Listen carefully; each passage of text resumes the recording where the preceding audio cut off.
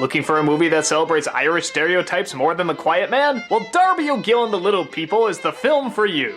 Yeah, I'm not gonna act like a lot of this isn't played up to the nth degree and over the top. Yeah, it can be painful at times. But again, to its credit, there's a real charm that goes along with it. They have very likable actors that have a lot of heart. The effects are unbefriggin-leavable, even by today's standards. And the story is just a great hodgepodge of all sorts of things Irish and goofy and mythical and legendary and all that fun stuff. So what's the story? Darby O'Gill is an old man who's trying to find the king of the little people. He always tells stories in bars about how he comes across him, but of course nobody ever believes him. But Darby's destined to prove that he's right, and he comes across a well that he falls down through easily the worst effect in the movie. Seriously, with all these other groundbreaking effects, you couldn't do that one a little better? And he comes across King Brian and his merry men. They say that he has to stay there forever, but he manages to slip out. When King Brian goes to capture him back, Darby takes advantage and captures him instead. And every time he's trying to prove someone that he actually captured the king of the leprechauns, King Brian always has some sort of trick to fool him again. So that's one story going on. The other is that Darby has a daughter, a beautiful young maiden named Katie, who apparently is being courted by Sean Connery. Yep, Sean Connery. And on top of that, he sings. She is my dear, my darling one, my smiling and beguiling one. I love the ground she walks upon, my darling Irish girl. Yep, there's nothing like a Scottish man doing an Irish accent while poorly dubbing his own voice in a musical moment. But things heat up when Katie is on death's door. Only in Irish lore, it's not the Grim Reaper that comes for her, it's the Banshee. A lot of people may remember that I put this as the #1 scariest nostalgic moment and everyone sort of called bullshit on it. And yeah, maybe they're right, maybe it is a little silly now, but I'm sorry, this thing still scares the shit out of me, especially when he opens the door here.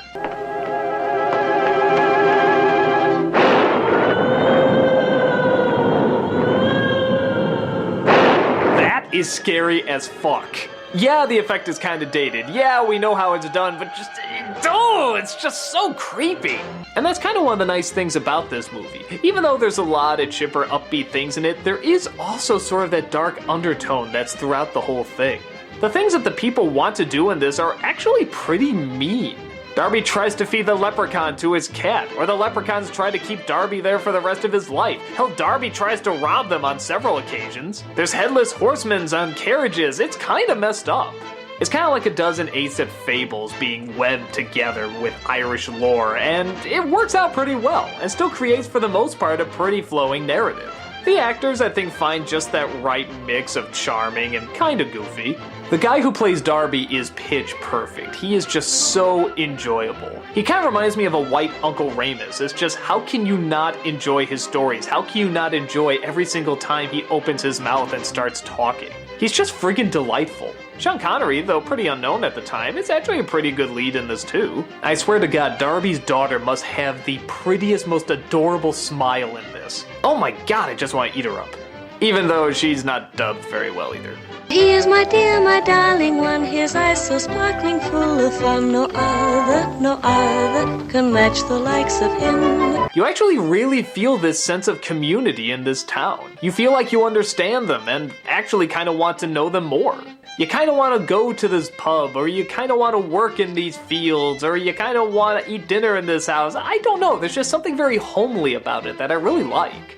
Though, yeah, I don't know how Irish people would necessarily look at it because, kind of obviously, it's a bit over the top. It's kind of like how the 70s look back on the 50s and we got Grease. This is kind of how white Americans look at Irishmen, and, well, this is the product of that. But I think its heart is in the right place, and like I said, I think these actors are just so good and so charming and so likable, and the effects are incredible, and the music is great, and oh, there's just so much to like in it.